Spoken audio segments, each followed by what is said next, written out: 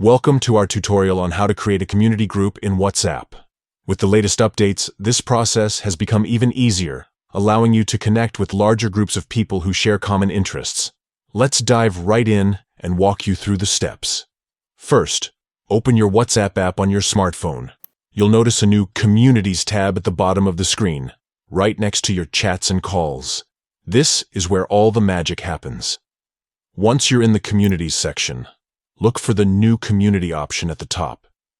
Tap on it and you'll see a Get Started button. Go ahead and tap that to begin creating your community. Now comes the fun part, personalizing your community.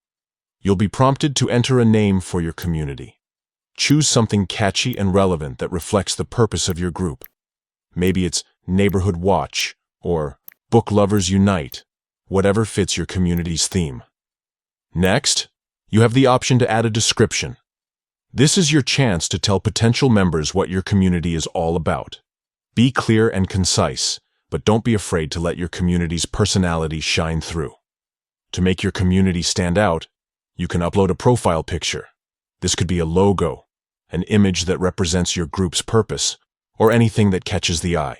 Remember, this is the first thing people will see, so make it count. Once you're happy with your community's name, description, and profile picture, simply tap the check mark to create your community. And just like that, you've set up your very own WhatsApp community group. Remember, building a thriving community takes time and effort. Engage with your members, create interesting subgroups, and keep the conversations flowing. With these simple steps, you're well on your way to fostering a vibrant online community. Happy connecting!